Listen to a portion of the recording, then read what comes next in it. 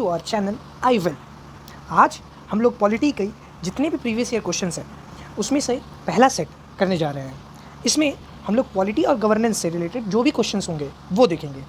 अगर आप इस चैनल में न्यू हैं तो प्लीज़ इस चैनल को सब्सक्राइब कीजिए, लाइक कीजिए और जितना ज़्यादा से ज़्यादा हो सके इसे शेयर कीजिए। तो चलिए शुरू करते हैं आज से हमारा पॉलिटी का सेट 1। इसमें हम लोग पॉलिटी एंड गवर्नेंस के पहले के 30-35 क्वेश्चंस की तरफ देखेंगे। इसमें हम लोग ये देखने की कोशिश करेंगे कि पॉलिटी में क्वेश्चंस आते किस तरीके से हैं। जैसे कि आप लोग को मालूम है कि पॉलिटी एक बहुत इंटीग्रल पार्ट है प्रीलिम्स से, और पॉलिटी के सोर्सेज जैसे कि सभी को पता है इट इज़ लक्ष्मीकांत। सबने लक्ष्मीकांत ही पढ़ा होगा, लेकिन आजकल ट्रेंड थोड़ा चेंज हुआ है। आजकल क्वेश्चंस लक्ष्मीकांत के बियॉन्ड भी आ रहा है। मतलब you need to think at a broader perspective, not just Laxmikanth. हाँ, Laxmikanth will be the source, it will be the base, लेकिन but it needs a broader perspective also. तो चलिए शुरू करते हैं सेट 1 हमारा पॉलिटी के प्रीवियस ईयर क्वेश्चंस। इसमें हम लोग सबसे पहले देखेंगे इवोल्यूशन ऑफ कॉन्स्टिट्यूशन में। इवोल्यूशन ऑफ कॉन्स्टिट्यूशन के क्वेश्चन नंबर 1 पे देखिए क्या लिखा है। The instrument of instruction contained in the government of India act 1935। देखिए क्वेश्चन से आपको ये बात समझ में आती है कि आपको गवर्नमेंट ऑफ इंडिया 1935 मतलब इससे पहले गवर्नमेंट ऑफ इंडिया 1935 से पहले कितने सारे एक्ट्स आए हैं। Pitt's act, regulating act, Indian council act, इन सारे एक्ट के बारे में आपको थोड़ा जानकारी दी होगी और पता भी होगा, क्योंकि आप लोगों ने अगर पढ़ा है पहला चैप्टर लक्ष्मीकांत का तो आप लोगों को समझ में आता होगा कि हाँ ये एक बहुत इंटीग्रल और बेसिक पार्ट है। तो चलिए शुरू करते हैं। इसमें हम लोग गवर्नमेंट ऑफ इंडिया एक्ट के बारे में पूछा गया है, इंस्ट्रूमेंट ऑफ इंस्ट्रक्शन। अब देखिए इंस्ट्रूमेंट ऑफ इंस्ट्रक्शन आपको पता है नहीं पता है, लेकिन हम लोग इसमें ये सीखने की कोशिश करेंगे कि किस तरीके से हम क्वेश्चंस को एलिमिनेट कर पाते हैं। देखिए प्री जो है it's only a matter of elimination, कि आप कौन से ऑप्शन को सही मानते हैं और कौन से ऑप्शन को गलत मानते हैं। अगर आप देखते हैं इंस्ट्रूमेंट ऑफ इंस्ट्रक्शन तो इसमें जो पहला ऑप्शन है देखिए फंडामेंटल राइट्स। इसमें क्वेश्चन क्या गया है कि इंस्ट्रूमेंट ऑफ इंस्ट्रक्शन जो गवर्नमेंट ऑफ इंडिया एक्ट 1935 में आई थी वो कॉन्स्टिट्यूशन के कौन से पार्ट में इनकॉर्पोरेट की गई है। तो क्या आपको लगता है इंस्ट्रूमेंट ऑफ इंस्ट्रक्शन, क्या फंडामेंटल राइट एक इंस्ट्रूमेंट ऑफ इंस्ट्रक्शन हो सकता है? नहीं, बिल्कुल नहीं। ये कोई इंस्ट्रूमेंट ऑफ इंस्ट्रक्शन नहीं है। इंस्ट्रूमेंट ऑफ इंस्ट्रक्शन गवर्नमेंट के लिए क्या हो सकता है? इंस्ट्रूमेंट ऑफ इंस्ट्रक्शन गवर्नमेंट के लिए डीपीएसपी हो सकता है, क्योंकि डीपीएसपी एक ऐसी चीज़ है डीपीएसपी ऐसी चीज़ है जिसमें आप इंस्ट्रक्शन देते हैं गवर्नमेंट को कि हाँ you need to do something like that, government needs to ensure social justice, it's needs to ensure uniform civil code. ऐसे बहुत सारे डीपीएसपीज़ हैं जो गवर्नमेंट को इंश्योर करने हैं। तो ये डीपीएसपी होगा जो इंस्ट्रूमेंट ऑफ इंस्ट्रक्शन होगा। तो इंस्ट्रूमेंट ऑफ इंस्ट्रक्शन से आप इंस्ट्रक्शन वर्ड से आप इंस्ट्रक्शन एक कीवर्ड है, इससे आप डीपीएसपी को निकाल सकते हैं। उसके अलावा देखिए extent of executive power of state. क्या आपको ऐसा लगता है कि ये एक इंस्ट्रूमेंट ऑफ इंस्ट्रक्शन है? नहीं। Conduct of business of government of India, क्या conduct of business of government of India एक इंस्ट्रूमेंट ऑफ इंस्ट्रक्शन है कि आपको इसी तरीके से आपको इंस्ट्रक्ट किया जाता है कि इस तरीके से आपको गवर्नमेंट चलानी है? नहीं, इस तरीके से नहीं। ये इसका राइट आंसर होगा डीपीएसपी। चलिए आगे बढ़ते हैं। Salient features of Indian constitution. इसमें जो पहला क्वेश्चन है देखिए क्वेश्चंस को समझने की कोशिश कीजिए। चलिए देखिए शेड्यूल आप लोगों को सब पता होगा कितने शेड्यूल्स हैं इंडिया में टोटल 9 शेड्यूल्स है, 12 शेड्यूल्स हैं। जो पहला क्वेश्चन है वो यही बताता है कि जो the 9th schedule was introduced in the constitution of India during the prime ministership of Jawaharlal Nehru, Indira Gandhi, Lal Bahadur Shastri, Morarji Desai. देखिए अगर आपको थोड़ा सा भी अंदाज़ा है, मतलब वेल अवेयर हैं, न्यूज़पेपर्स पढ़ते हैं, थोड़ा सा भी करंट अफेयर्स पढ़ते हैं, इससे आप रेगुलरली अप टू डेट रहते हैं करंट अफेयर से, तो आपको ये क्वेश्चन बहुत ईजिली हो जाएगा। क्यों? क्योंकि हमेशा 9 schedule of and why news में आता रहता है। ठीक है सर, तो उसमें हम लोग देखते हैं कि 9 शेड्यूल में जो सबसे पहला कि 9 शेड्यूल आया कब है। अगर हमें ये पता चल जाए कि 9 शेड्यूल आया कब है, फर्स्ट कॉन्स्टिट्यूशनल अमेंडमेंट एक्ट। क्या आपको पता है फर्स्ट कॉन्स्टिट्यूशनल अमेंडमेंट एक्ट 1951 में आया था, और इसी के थ्रू 9 शेड्यूल लाया गया था। 9 शेड्यूल क्यों लाया गया था? 9 शेड्यूल लाया गया था क्योंकि हमें लैंड रिफॉर्म्स करने थे, और लैंड रिफॉर्म्स इस तरीके से करने थे कि ये जुडिशियल रिव्यू से ऊपर जाए, मतलब जुडिशियल रिव्यू ना हो पाए। जुडिशियल रिव्यू आपको पता है बेसिक फीचर है, उसको भी सरपास करने की कोशिश की गई थी। ठीक है सर, ये लाया गया था जवाहरलाल नेहरू के समय में 1951। आपको अगर ज़रा सा भी अंदाज़ा है 1951 में जवाहरलाल नेहरू होंगे, ऑब्वियसली बात है। और एक और चीज़ आपको इसमें एक चीज़ और ऐड कर देता हूँ कि जो 9 शेड्यूल है इसके बाद बहुत सारे जजमेंट आए, जो जैसे केशवनंद भारती केस आया, आपको लैंडमार्क केसेस याद होंगे शायद, जैसे केशवनंद भारती केस आया, उसके बाद आईआर कोहिलो केस आया। तो ये दोनों केसेस जो थे वो 9 शेड्यूल को पर्टिकुलरली टारगेट करके किए गए थे। चलिए आगे बढ़ते हैं। Under which schedule of constitution of India can the transfer of land of tribal land के ऊपर ध्यान दीजिएगा, to private parties for mining be declared null and void. देखिए शेड्यूल की बात की गई है, ट्राइबल लैंड की बात की गई है, और प्राइवेट पार्टीज़ की बात की गई। देखिए आप लोग को सबको मालूम होगा शेड्यूल्स किस तरीके से हमारे इंडिया में, अगर आपको नहीं मालूम है तो फिर भी मैं बता देता हूँ। देखिए एक ट्रिक है, ये ट्रिक याद कर लीजिए, बहुत ओल्ड ट्रिक है और बहुत ही बेस्ट ट्रिक है, इसके लिए और कोई ट्रिक नहीं है, मतलब बेस्ट ट्रिक है शेड्यूल्स के लिए। देखिए आपको इंडिया में टोटल 12 शेड्यूल्स है। कितने शेड्यूल्स हैं? 12 शेड्यूल है। और 12 शेड्यूल में जो सबसे पहला शेड्यूल है, मतलब एक से लेके पहले जो शेड्यूल्स बने थे वो 8 ही शेड्यूल्स थे। जो फर्स्ट शेड्यूल आया था फर्स्ट कॉन्स्टिट्यूशनल अमेंडमेंट एक्ट के साथ, वो 9 शेड्यूल आया था। उसके बाद अगर हम लोग देखते हैं, उसके बाद हम लोग के पास देखिए टीयर्स ऑफ ओल्ड पीएम, अगर आपको ये ट्रिक याद हो गया, टीयर्स ऑफ ओल्ड पीएम, ये याद कर लीजिए, टीयर्स ऑफ ओल्ड पीएम, इसमें आपको पूरे के पूरे 12 शेड्यूल्स याद हो जाएंगे। कैसे याद होंगे? देखिए कैसे, पहले जो थे वो 8 शेड्यूल से थे, फिर बाद में 9 शेड्यूल किया गया, फिर बाद में 9, 10, 11, 12 सारे शेड्यूल्स आए गए। सबसे पहले टी से आता है टेरिटरी ऑफ इंडिया, टी से आता है टेरिटरी ऑफ इंडिया, ई से आता है इनऑलमेंट सैलरीज, ये सब आता है। ए से आता है ओथ एंड अफर्मेशन, ए से आता है ओथ एंड अफर्मेशन। आर से आता है एलोकेशन ऑफ सीट इन राज्यसभा, राज्यसभा से याद रहेगा। एस से आता है, एस से क्या आता है? यही देखिए, यही क्वेश्चन पूछा गया था। एस से जो आता है वो आता है administration and control of schedule areas and schedule tribes. तो schedule areas and schedule tribes, तो यहाँ पे schedule areas and schedule tribes की बात की गई। तो ये देखिए schedule areas of tribal land, तो schedule areas of schedule tribes की बात की गई है। तो जब आपको ये बात पता चल जाता है तो आपका आंसर ऑब्वियसली यही हो जाएगा। उसके बाद भी देखते हैं और याद करने की कोशिश करते हैं। ओ से क्या आता है? Other official states, other tribal areas जो 5th शेड्यूल में नहीं आते, उसमें 6 शेड्यूल में आते हैं। कौन कौन से? देखिए उसको याद करने का एक तरीका है ATMM, आसाम त्रिपुरा। उसके बाद कौन कौन से? मेघालय एंड मिजोरम, ये याद रखिएगा, इसमें मेघालय है और मिजोरम है, ठीक है। मणिपुर नहीं है, मैं फिर से रिपीट कर रहा हूँ, मणिपुर नहीं है। अब इसके बाद आता है एफ से क्या आता है? एफ से आता है कि जो union, state and concurrent list के जो डिस्ट्रीब्यूशंस है, जो डिस्ट्रीब्यूशन किए गए हैं, उसके बारे में एफ से आता है। एफ से financial distribution between union, state and concurrent list, ठीक है, कंकरेंट लिस्ट। उसके बाद ओ से क्या आता है? ओ से आता है ऑफिशियल लैंग्वेजेस, ठीक है, ऑफिशियल लैंग्वेजेस। उसके बाद एल से क्या आता है? एल से आता है जो बहुत सारे लैंड रिफॉर्म्स किए गए थे, 9 शेड्यूल है ये, बहुत सारे लैंड रिफॉर्म्स किए गए थे, उसके बारे उसमें रखा गया था 9 शेड्यूल, जो मैंने आपको पहले बताया था, जुडिशियल रिव्यू और फर्स्ट कॉन्स्टिट्यूशन अमेंडमेंट एक्ट। तो देखिए शेड्यूल से क्वेश्चंस आते हैं, इसको ध्यान से रखिएगा, शेड्यूल से क्वेश्चंस आते हैं, मैं फिर से रिपीट कर रहा हूँ, ठीक है। उसके बाद डी से आता है एंटी डिफेक्शन, बहुत ज़्यादा इंपॉर्टेंट है प्री 2021 के लिए एंटी डिफेक्शन, मैं मार्क कर देता हूँ, एंटी डिफेक्शन बहुत ज़्यादा ज़रूरी है, तो इसके बारे में आप ढंग से पढ़ लीजिएगा, ठीक है। उसके बाद पी से आता है पंचायती राज, एम से आता है म्यूनिसिपैलिटीज़, ठीक है। तो आपको इस तरीके से 12 शेड्यूल्स याद हो जाएंगे। तो आपको इसमें से आपको पता चल गया कि इसका आंसर क्या होगा, 5th शेड्यूल होगा। बहुत ईजी क्वेश्चंस, मतलब मैं इसको easy to very easy mark करूँगा। इसके बाद आगे बढ़ते हैं।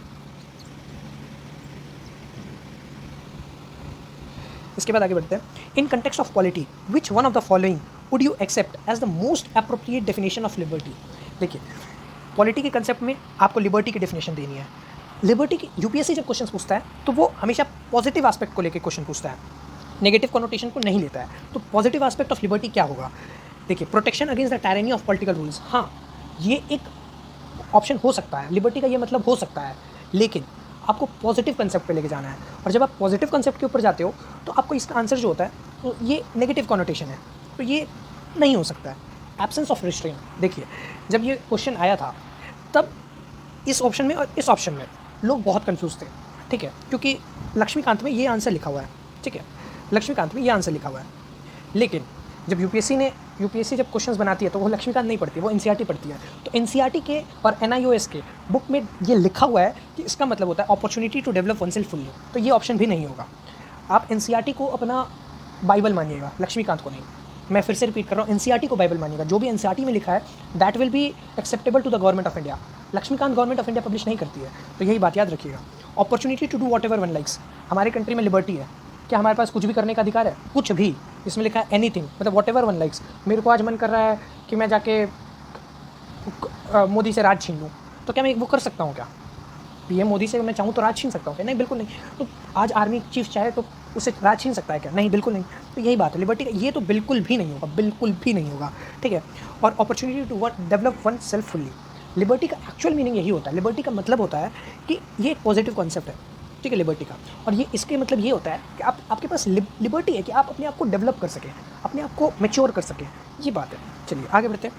With reference to constitution of India, prohibition और लिमिटेशन और provisions contained in the ordinary laws can not act as prohibition और limitation on the constitutional powers under article 142। आपने बहुत बड़ा क्वेश्चन पढ़ा, आपने क्वेश्चन समझा नहीं समझा, वो मैटर नहीं करता है। देखिए आपका मेन मैटर होता है कि आप कीवर्ड्स पकड़िए।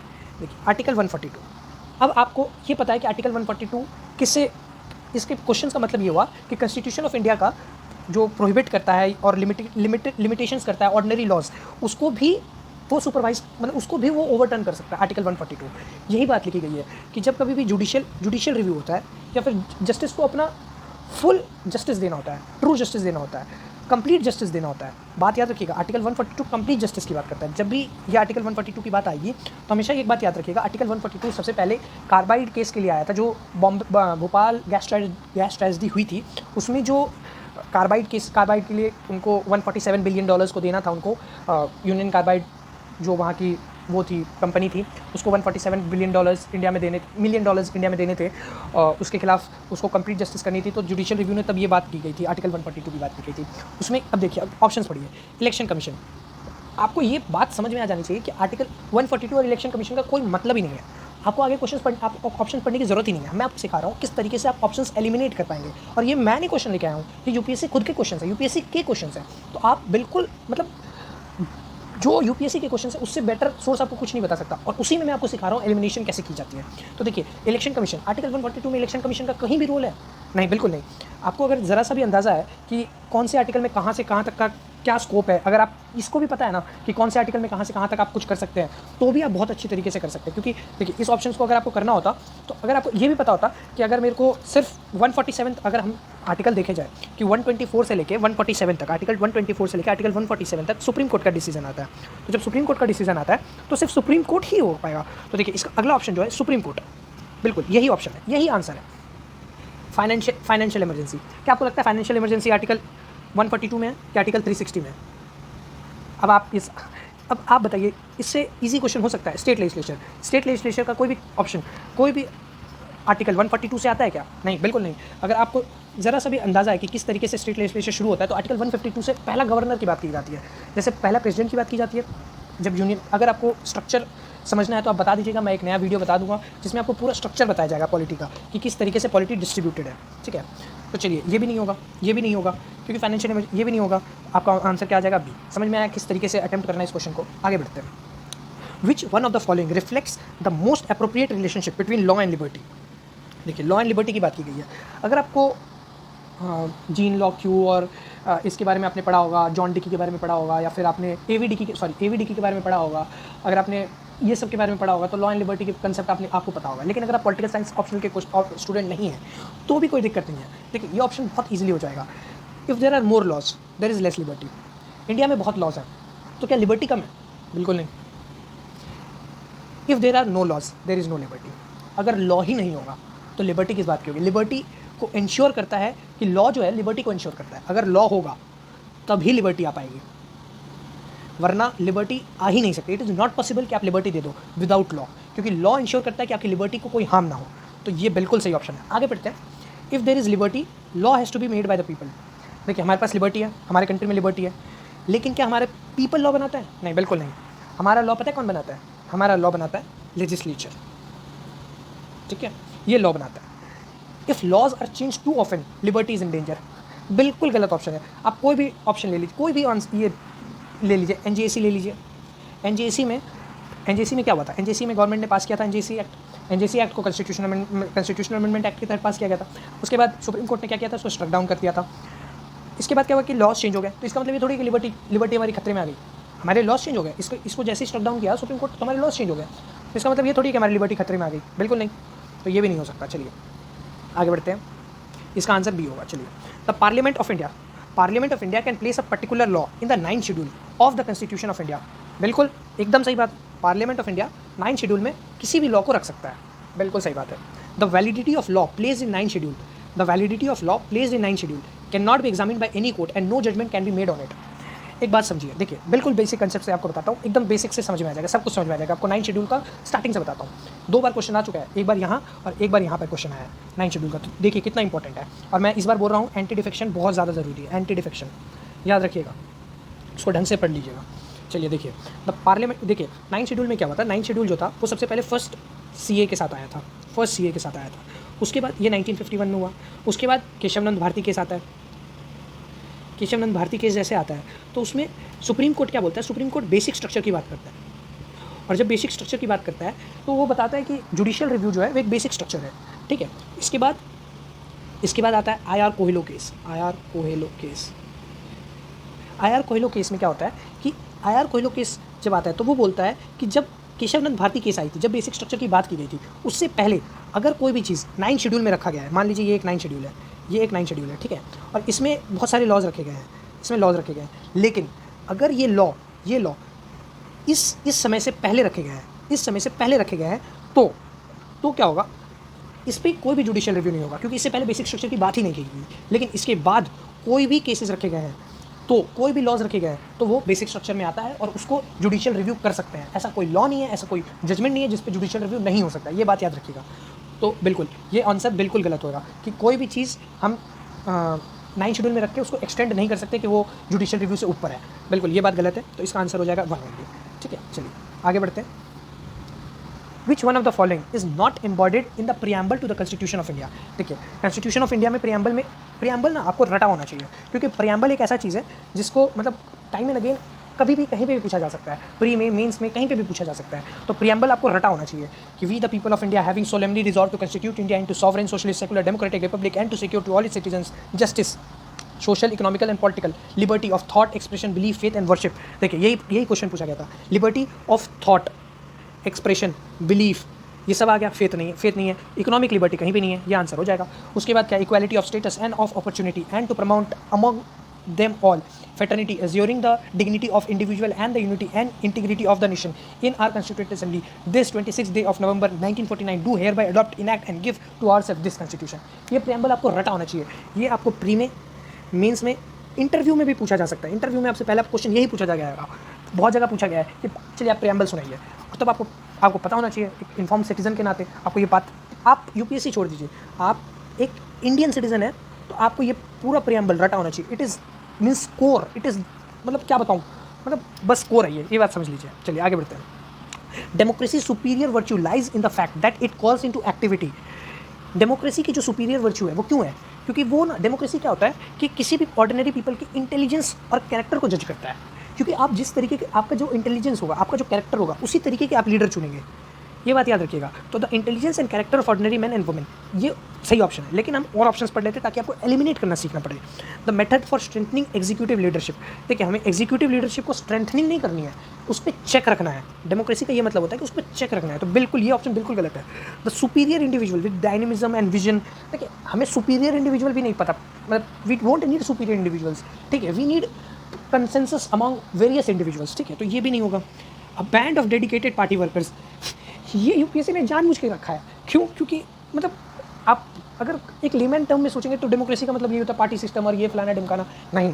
एक एजुकेटेड पर्सन के नाते आपको ये पता होना चाहिए कि डेमोक्रेसी जो होता है ना, उसका सुपीरियर वर्च्यू इसी में लाई करता है कि ऑर्डिनरी मैन के वो इंटेलिजेंस और कैरेक्टर को जज करता है, ठीक है। चलिए ये आंसर हो गया, ये भी ऑप्शन गलत, ये भी ऑप्शन गलत। चलिए आगे बढ़ते हैं। The main advantage of parliamentary form of government is that, देखिए ये question parliamentary form of government से पूछा गया है। पार्लियामेंट्री फॉर्म ऑफ गवर्नमेंट का जो मेन मकसद होता है वो ये होता है, आपने अगर एनसीईआरटी पढ़ी है क्लास 9th की, क्लास 7th की, तो उसमें 7th में दिया हुआ है कि पार्लियामेंट्री फॉर्म ऑफ गवर्नमेंट क्या होता है, लेकिन उसमें मैं बता देता हूँ। पार्लियामेंट्री फॉर्म ऑफ गवर्नमेंट जो होती है उसका मेन मकसद, सबसे मेन मकसद होता है कि वो एग्जीक्यूटिव जो होती है, एग्जीक्यूटिव और लेजिस्लेचर, ये दो बॉडीज़ होती है। लेजिस्लेचर जो है वो एग्जीक्यूटिव पर चेक रखे, लेजिस्लेचर जो है एग्जीक्यूटिव पर चेक रखे, और एग्जीक्यूटिव तभी तक एग्जीक्यूटिव है जब तक लेजिस्लेचर का सपोर्ट है। अगर लेजिस्लेचर ने सपोर्ट हटा दिया तो एग्जीक्यूटिव फॉल कर जाएगा। बात समझ में आ गई? तो वो चेक किस तरीके से रखते हैं, वो चेक इस तरीके से रखते हैं कि वो उनको सपोर्ट देते हैं। नॉन कॉन्फिडेंस मोशंस आते हैं, बहुत सारे मोशंस आते हैं, सेंशर मोशंस आते हैं, इस टाइप के मोशंस होते हैं, वोट ऑफ थैंक्स होता है प्रेसिडेंट का। ये सब इंश्योर कराता है कि लेजिस्लेचर जो है वो एग्जीक्यूटिव पे सपोर्ट बनाए रखे हैं। चलिए आगे बढ़ते हैं कि इसके ऑप्शंस क्या क्या है। Executive and legislature work independently, बिल्कुल नहीं, ठीक है। It provides continuity of policies and is more efficient, बिल्कुल भी नहीं, कंटिन्यूटी ऑफ पॉलिसी नहीं होती है इसमें, ये जस्ट ऑपोजिट है, ठीक है, क्योंकि हमेशा गवर्नमेंट चेंज होती रहती है, और जब गवर्नमेंट चेंज होती रहती है तो वो कंटिन्यूटी ऑफ पॉलिसी नहीं होती है, ठीक है। The executive remain responsible to the legislature, बिल्कुल सही बात है। द एग्जीक्यूटिव जो है रिस्पॉन्सिबल रहेगा लेजिस्लेचर पे, और लेजिस्लेचर सपोर्ट करेगा एग्जीक्यूटिव पे, तो वो इंडिपेंडेंटली काम नहीं करते हैं। वो किस तरीके से काम करते हैं, वो काम करते हैं इंटरडिपेंडेंटली, इंडिपेंडेंटली नहीं, इंटरडिपेंडेंटली, और इन दोनों का सपोर्ट बहुत ज़्यादा ज़रूरी है गवर्नमेंट को चलने के लिए। आगे बढ़ते हैं। The head of the government can be change without election, बिल्कुल गलत। ये मेन एडवांटेज है ही नहीं, और main advantage parliamentary form of government का ये होता ही नहीं है। हेड ऑफ गवर्नमेंट कभी भी कुछ भी हो सकता है, कहीं प्रेसिडेंट हो सकता है, कहीं कुछ भी हो सकता है। अब मोनार्की है तो वहाँ पे भी पार्लियामेंट्री फॉर्म ऑफ गवर्नमेंट है, तो उसका मतलब मोनार्कल रिपब्लिक जो होता है, जहाँ पर मोनार्कल रिपब्लिक होता है, वहाँ पर भी पार्लियामेंट्री फॉर्म ऑफ गवर्नमेंट है। ब्रिटेन ले लीजिए फॉर एग्जाम्पल, ठीक है। इसके ऑपोजिट जो होता है वो प्रेसिडेंशियल फॉर्म ऑफ गवर्नमेंट होता है, ये याद रखिएगा। चलिए आगे बढ़ते हैं। The minds of the makers of constitution of India is reflected in which of the following. देखिए, mind of the maker of constitution of India, जो कॉन्स्टिट्यूशन ऑफ इंडिया के जो माइंड्स थे वो प्रियम्बल में दिखाया गया कि उनका जो प्रियम्बल है वो ही उनको गाइड कर रहा है, उनका माइंड बता रहा है कि उनका क्या क्या माइंड था, ठीक है। तो ये प्रियम्बल ऑफ इंडिया होगा। ऑप्शंस पढ़ने की जरूरत है ही नहीं, प्रियम्बल जब पढ़ेंगे तो आपका सबसे पहला जो आप लाइन पढ़ेंगे उसमें लिखा हुआ है कि ये प्रियम्बल जो है वो उनके माइंड को रिफ्लेक्ट करता है, ठीक है। मतलब आप जब उसमें पढ़ेंगे, लक्ष्मीकांत पढ़ेंगे तो। चलिए आगे बढ़ते हैं। One of the implications of equality in society is absence of. देखिए, इसमें इक्वालिटी का मतलब पूछा है और कुछ नहीं, इक्वालिटी का मतलब पूछा है कि what do you mean by equality. Equality का मतलब होता है absence of privileges, absence of privileges. Laxmikanth पढ़ेंगे तो भी इसमें यही मतलब लिखा गया है कि एब्सेंस ऑफ प्रिविलेजेस का मतलब ही इक्वालिटी होता है। चलिए, इसके बाद ये सब नहीं, कंपटीशन, एब्सेंस ऑफ कंपटीशन हो ही नहीं सकता। हमारे कंट्री में इक्वालिटी है तो क्या कंपटीशन नहीं है? हम यूपीएससी में हैं, हम यूपीएससी दे रहे हैं, तो वो कंपटीशन नहीं है क्या? एब्सेंस ऑफ रिस्ट्रेन, क्या एब्सेंस ऑफ रिस्ट्रेन है? नहीं, बिल्कुल भी नहीं। एब्सेंस ऑफ आइडियोलॉजी, बिल्कुल भी नहीं। अगर आइडियोलॉजी नहीं होगा तो कंट्री गवर्न कैसे होगी? चलिए आगे बढ़ते हैं। Which one of the following statement is correct? The rights are the claim of state against the citizen. देखिए, जो राइट्स है क्या वो स्टेट्स के पास है कि सिटीजन्स के पास है? सिटीजन्स के पास है, तो ऑफकोर्स ये बात है कि इसका जस्ट ऑपोजिट होगा। Rights are the claim of citizens against the state, ठीक है। चलिए और ऑप्शन देखते हैं। Rights are the privileges which are incorporated in the constitution of a state. ज़रूरी नहीं है कि राइट्स हमेशा कॉन्स्टिट्यूशन में लिखा ही हो, ठीक है। जहाँ पर लिखा ना हो, जहाँ पे कॉन्स्टिट्यूशन हो, वहाँ पे भी राइट्स मिलते हैं, तो ये भी गलत है। Rights are the claim of citizens against the state. देखो, मैंने यही बोला था ऊपर में, यही आंसर है, सीधी बात। आगे भी पढ़ लेते हैं। Rights are privileges of a few citizens against the many. ये हो ही नहीं सकता, हम इनइक्वालिटी थोड़ी प्रोड्यूस कर रहे हैं। आगे बढ़ते हैं। Which one of the following is not a feature of Indian federalism. Indian federalism की बात जब आती है, फेडरलिज्म का मतलब क्या होता है? Division between state, centre, state and local bodies, ठीक है। तो इसी को फेडरलिज्म कहा जाता है। तो इसमें क्या है इंडिया का फेडरलिज्म का? There is an independent judiciary in India. देखिए, इंडिपेंडेंट जुडिशरी है, लेकिन ये इंडियन फेडरलिज्म में टोटली इंडिपेंडेंट जुडिशरी नहीं है, ठीक है। वो कहीं ना कहीं स्टेट और सेंटर इंटरकनेक्टेड है, ठीक है। चलिए आगे बढ़ते हैं। Is not a feature of India. देखिए, नॉट अ फीचर की बात की गई है, तो इंडिपेंडेंट जुडिशरी तो है, ये बात समझ में आई, इंडिपेंडेंट जुडिशरी तो है, तो ये ऑप्शन नहीं हो सकता।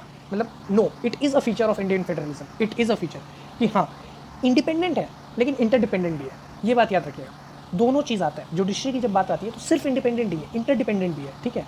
आगे बढ़ते हैं। Power has been clearly divided between the centre and state. बिल्कुल, तो ये भी फीचर है, मतलब इसमें भी नॉट में नहीं आएगा ये।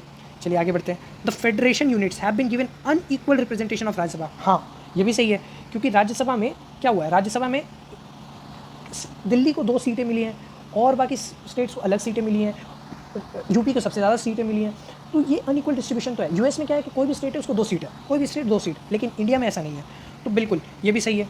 It is a result of agreement among the federation unit. ये ही स्टेटमेंट पूछ रहा था, ये बिल्कुल नहीं है। हमारी जो फेडरेशन है वो कभी भी एग्रीमेंट के थ्रू नहीं आई है। हमारी जो फेडरेशन है वो किस तरीके से आई है? हमारी जो फेडरेशन है वो हम लोगों ने स्टेट्स मिलकर फेडरेशन ने नहीं बनाया है। इंडिया पहले एक होल था, उसके बाद स्टेट्स बनी है, ये बात समझिए। इंडिया एज अ होल था, इंडिया मान लीजिए ये इंडिया है, ठीक है, ये इंडिया है, ठीक है, और इंडिया एज अ होल था, फिर उसमें से स्टेट्स बनी है, उसमें से स्टेट्स बनी है, समझ में आया? तो ऐसे नहीं है कि आप पहले स्टेट्स थी उसके बाद इंडिया आया ना, बिल्कुल ना। चलिए आगे बढ़ते हैं। Right to vote, right to vote and to be elected in India is a, देखिए, फंडामेंटल राइट्स आपको याद होनी चाहिए। क्या फंडामेंटल राइट में कहीं पे भी राइट टू वोट है? नहीं, बिल्कुल नहीं। क्या आपको लगता है कि राइट टू वोट एक नेचुरल राइट है? नहीं, वो एक क्वालिफाइड राइट है। अगर आपको नेचुरली नहीं मिलता है, आप क्वालिफाइड हो तब आपको मिलता है, ठीक है, तो ये भी नहीं है। क्या वो लीगल राइट है? हाँ, लीगल राइट है, लेकिन लीगल राइट से ज़्यादा इंपॉर्टेंट है वो कॉन्स्टिट्यूशनल राइट है। वो आपका कॉन्स्टिट्यूशनल राइट है। कॉन्स्टिट्यूशन में लिखा हुआ है कि आप राइट टू वोट कर सकते हो। आर्टिकल 325 में ये लिखा हुआ है कि कोई भी पर्सन, उसको कोई भी चीज़, कोई भी मतलब कोई भी पावर उसे वोट देने से नहीं रोक सकती अनटिल और अनलेस वो अनक्वालिफाइड है या डिसक्वालिफाइड है, ठीक है, तो तब तक उसे कोई रोक नहीं सकता। तो आर्टिकल 325 याद रखिएगा, ठीक है, तो ये कॉन्स्टिट्यूशनल राइट है। चलिए आगे बढ़ते हैं। There is a parliamentary system of government in India because, अब देखिए पार्लियामेंट्री सिस्टम ऑफ इंडिया क्यों है, यही पूछा, ये आपसे पहले भी पूछा गया है कि लोग, देखिए ये क्वेश्चन पहले भी आ चुका है लेकिन इसका वर्ड्स घुमा दिए गए हैं। देखिए कैसे, Lok Sabha is elected directly by people, ना। Parliament can amend the constitution, ना। Rajya Sabha can not be dissolve, ना। Council of minister is responsible to the Lok Sabha. Lok Sabha क्या है, लेजिस्लेचर। काउंसिल ऑफ मिनिस्टर क्या है, एग्जीक्यूटिव। एग्जीक्यूटिव रिस्पॉन्सिबल है लेजिस्लेचर को। ये क्वेश्चन पहले पढ़े हैं, देखिए कहाँ पढ़े हैं,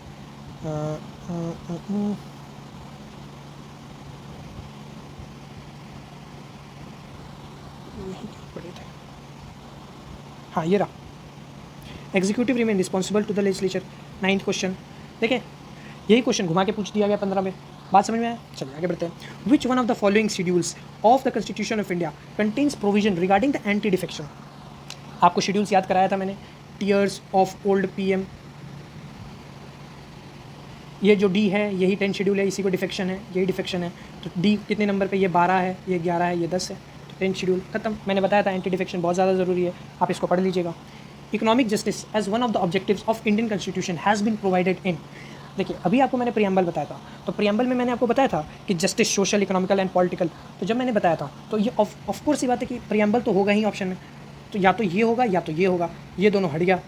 अब देखिए फंडामेंटल राइट में कहीं पे भी इकोनॉमिक जस्टिस दी गई है, नहीं, फंडामेंटल राइट में कहीं पे भी इकोनॉमिक जस्टिस की बात नहीं की गई है, लेकिन directive principles of state policy में इकोनॉमिक जस्टिस की बात की गई है, तो ये आंसर हो जाएगा। ठीक है, चलिए आगे बढ़ते हैं। The constitution government, the constitutional government. देखिए कॉन्स्टिट्यूशनल गवर्नमेंट मतलब क्या, कि एक बांध दिया गया है गवर्नमेंट को, कि गवर्नमेंट जो है कॉन्स्टिट्यूशन के बुक से बंधा हुआ है, उससे बाहर नहीं जा सकता government can not go beyond constitution. ठीक है, तो कॉन्स्टिट्यूशनल गवर्नमेंट का मतलब क्या होता है, the government by legislature, popular government नहीं, गवर्नमेंट बाई लेजिस्लेचर नहीं, लेजिस्लेचर है तो बांधा थोड़ी है, मल्टी पार्टी गवर्नमेंट नहीं, लिमिटेड गवर्नमेंट, हाँ, कि ये लिमिटेड है कि वो कॉन्स्टिट्यूशन के बाहर नहीं जा सकता, ये बात याद रखिएगा। कॉन्स्टिट्यूशनल गवर्नमेंट का यही मतलब होता है कि वो कॉन्स्टिट्यूशन के बाहर नहीं जा सकता है, ठीक है, क्योंकि वो कॉन्स्टिट्यूशन से ही फॉर्म हुआ है, गवर्नमेंट भी कॉन्स्टिट्यूशन से फॉर्म हुआ है।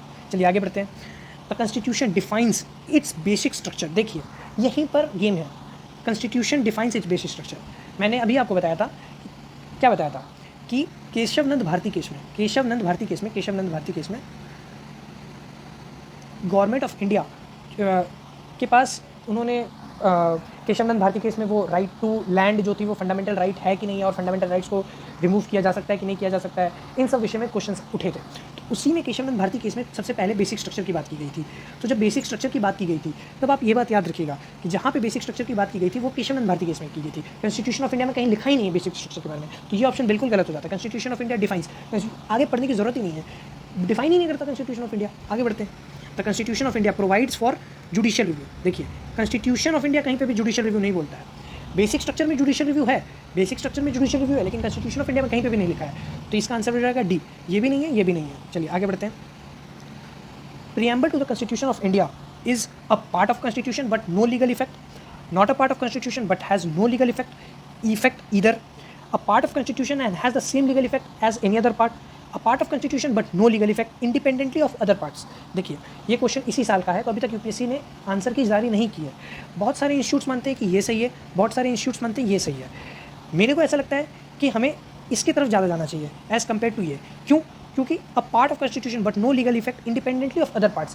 प्रीएम्बल का वो पार्ट ऑफ कॉन्स्टिट्यूशन तो है, लेकिन उसका कोई लीगल इफेक्ट नहीं है। अगर हम डीपीएसपी को हटा दें, फंडामेंटल राइट्स को हटा दें, फंडामेंटल ड्यूटीज़ को हटा दें, तो प्रीएम्बल कोई मायने नहीं रखता है, ठीक है, उसका कोई भी मायने नहीं रखता कॉन्स्टिट्यूशन में। लेकिन अगर जब हम डीपीएसपी की बात करते हैं, जब हम फंडामेंटल राइट की बात करते हैं, जब हम फंडामेंटल ड्यूटी की बात करते हैं, तो ऑफकोर्स ये बात है फिर प्रीएम्बल उसके लीगल इफेक्ट्स आता है। बात समझ में आया? बहुत सारे इंस्टीट्यूट ये भी मानते हैं, लेकिन जब तक यूपीएससी क्लियर कट आंसर्स नहीं देता है तब तक मैं इसको यही बोलूँगा कि मेरे तरफ से तो यही आंसर होगा। चलिए आगे बढ़ते हैं। देखिए ये यूनियन एंड इट्स टेरिटरी, ये एक बहुत ज़्यादा इंपॉर्टेंट चीज़ है, और इसको मैं इसलिए बोल रहा हूँ इंपॉर्टेंट है क्योंकि इसमें जो क्वेश्चंस आने वाले हैं, इस बार डिलिमिटेशन कमीशन बैठा है, और ये बहुत ज़्यादा इंपॉर्टेंट है। जम्मू कश्मीर अमेंडमेंट एक्ट के बाद जो जे.एन.के एक्ट आया है, उसके बाद से डिलिमिटेशन कमेटी बहुत ज़्यादा ज़रूरी है। 370 आर्टिकल 370 के बाद एक डिलिमिटेशन कमेटी बैठी है, और ये बहुत ज़्यादा ज़रूरी है, तो इसको अच्छे से पढ़िएगा। मैं फिर से मार्क कर रहा हूँ, ये इंपॉर्टेंट है। चलिए, with reference to delimitation commission consider the following statement, the order of delimitation commission can not be challenge in the court of law. बिल्कुल सही बात है। देखिए डिलिमिटेशन कमीशन के बारे में मैं एक दो चीज़ और बता देता हूँ। डिलिमिटेशन कमीशन जो होता है उसमें 3 मेंबर होते हैं।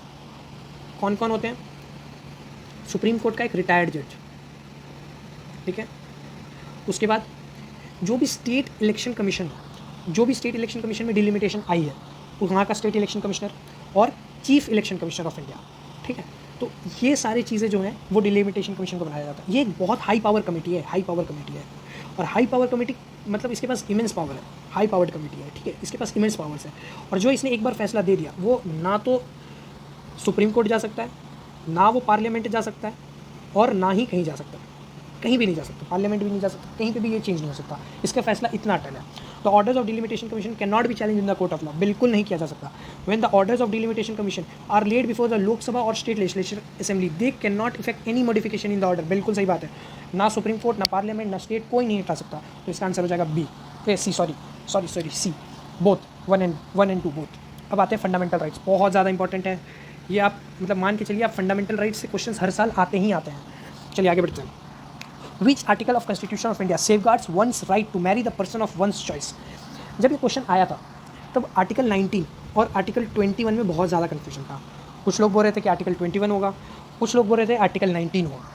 लेकिन जब यूपीएससी ने आंसर दिया तो ऑफकोर्स ये बात उन्होंने आर्टिकल 21 को चुना। इसमें लाइफ एंड पर्सनल लिबर्टी की बात की गई है, तो इसमें लाइफ एंड लिबर्टी की बात की गई है, तो लिबर्टी की। और ये क्वेश्चन इसलिए आया था क्योंकि केरला हाईकोर्ट ने एक डिसीजन दिया था और उसको ओवरटर्न किया गया था सुप्रीम कोर्ट के द्वारा। और उसमें ये बताया गया था कि आर्टिकल 21 जो होता है वो एक राइट टू मैरी की बात करता है। आर्टिकल 19 में बहुत सारे फ्रीडम है, मतलब बहुत सारे, आर्टिकल 19(1) में बहुत सारे फ्रीडम है, लेकिन आर्टिकल 21 में राइट टू मैरी की बात की गई है। चलिए आगे बढ़ते हैं। Which one of the following is regarded as the main feature of rule of law. देखिए main feature of rule of law की जब हम बात करते हैं तो हम लोग बात करते हैं rule of law. Rule of law का मतलब क्या होता है कि लॉ से ऊपर कोई नहीं है, लॉ इज सुप्रीम, ठीक है, लॉ से ऊपर कोई भी नहीं है, लॉ इज सुप्रीम। तो लॉ जब सुप्रीम होगा तो क्या वो लिमिट नहीं करेगा पावर को? बिल्कुल करेगा लिमिट। इक्वालिटी नहीं लाएगा? बिल्कुल लेके आएगा। People's responsibility to the government, ये अटपटा सा लग रहा है ना, बिल्कुल नहीं। अगर लॉ सुप्रीम है तो पीपल की रिस्पॉन्सिबिलिटी टू द गवर्नमेंट क्या हो सकता है? मतलब क्या ये रूल ऑफ लॉ की बात की गई है क्या? नहीं, बिल्कुल नहीं, ये रूल की बात ही नहीं है। रूल जब बात होती है तो फिर गवर्नमेंट को क्या करना है, पीपल को क्या करना है, वो नहीं, ठीक है। लिबर्टी एंड सिविल राइट्स, बिल्कुल लॉ इज सुप्रीम तो लिबर्टी भी होनी चाहिए। तो 1, 2, 4 कहाँ है ऑप्शन? सी ऑप्शन है, खत्म बात। इतना ईजी क्वेश्चन, चुटकियों में ऐसे होता है यूपीएससी। देखिए अब आगे बढ़ते हैं। Right to privacy is protected as an intrinsic part of right to life and personal liberty.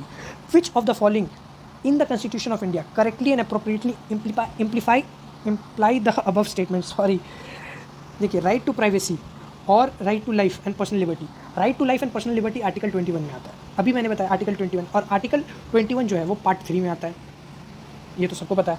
तो जब हम लोग ये देख लेते तो आंसर देखिए, इसका आंसर ये होगा। आर्टिकल 14 राइट टू इक्वालिटी की बात करता है, right to. Article 17 abolition of untouchability की बात करता है, ठीक है। आर्टिकल 21 लाइफ एंड लिबर्टी की बात करता है। Article 24 prohibition of children in factory की बात करता है, ठीक है। तो आपको ऐसे आर्टिकल्स याद होने चाहिए। तो बहुत सिंपल क्वेश्चन, बहुत इजी क्वेश्चन, मैं इसको इजी टू मीडियम मार्क करूँगा, मतलब इजी वेरी इजी मार्क करूँगा, सॉरी मीडियम भी नहीं मार्क करूँगा। इन context of India which one of the following is correct relationship between rights and duties. देखिए जब राइट्स और ड्यूटीज़ की बात की जाती है तो राइट्स क्या होते हैं? Rights are correlative with duties. अगर राइट्स हैं तो को रिलेटिव विद ड्यूटीज़। चलिए आगे बढ़ते हैं। Rights are personal and hence independent of society and duties. देखिए इसका क्या मतलब है कि राइट जो है पर्सनल है और इंडिपेंडेंट ऑफ सोसाइटल ड्यूटीज़ है? नहीं, बिल्कुल नहीं। Rights not duties are important for advancement of personality of citizen. नहीं, ये भी नहीं। ड्यूटीज़ भी जरूरी है। Duties not rights are important for the stability of the state. नहीं, बिल्कुल नहीं। तो इसका आंसर क्या होता है? A, rights are correlative with the duties. Right जो होंगे ना वो ड्यूटीज़ के साथ को रिलेट होंगे। अगर आपको फंडामेंटल राइट मिल रहा है तो आपको फंडामेंटल ड्यूटी भी करनी है, ठीक है। चलिए आगे बढ़ते हैं। Which of the following are envisaged by the right against exploitation in the constitution of India. बहुत ही ईजी क्वेश्चन, मतलब पानी क्वेश्चन, पानी। देखिए कैसे, जब हम लोग राइट अगेंस्ट एक्सप्लॉयटेशन की बात करते हैं, अभी मैंने एक बात बताई, आर्टिकल 24 बताया था, ये राइट अगेंस्ट एक्सप्लॉयटेशन की बात करता है।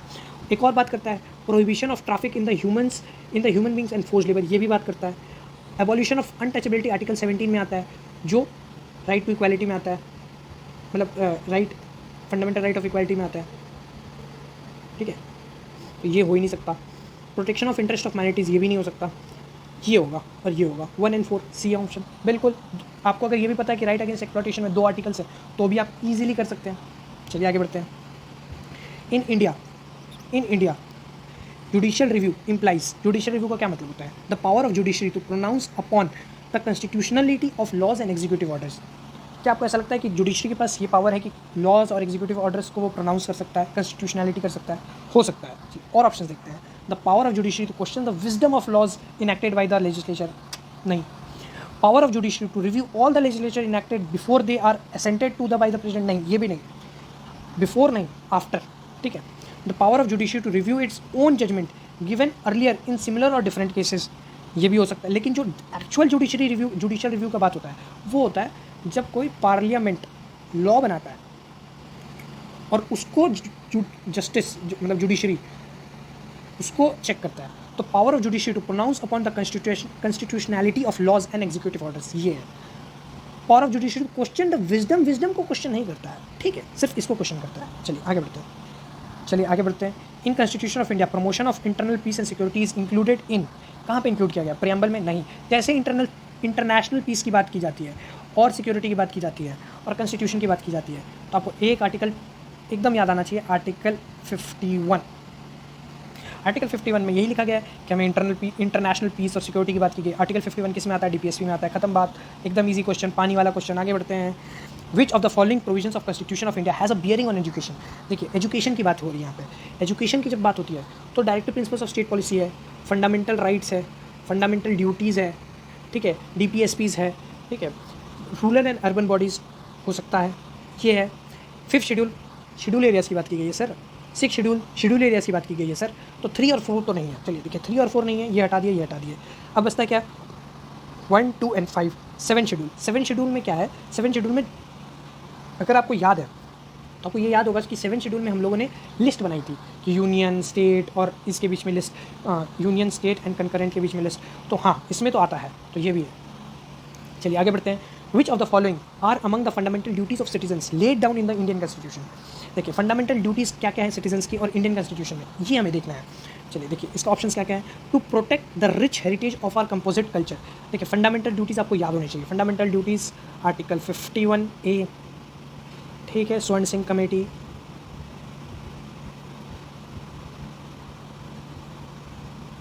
इंदिरा गांधी, ये सब याद होना चाहिए आपको, ठीक है। इमरजेंसी के समय लगा था ये। चलिए, आया कहाँ से है? USSR से आया, मतलब अभी के डेट में रशिया देखा जाए तो रशिया से आया है, ठीक है। चलिए, to preserve the rich heritage of our composite culture, बिल्कुल सही बात है।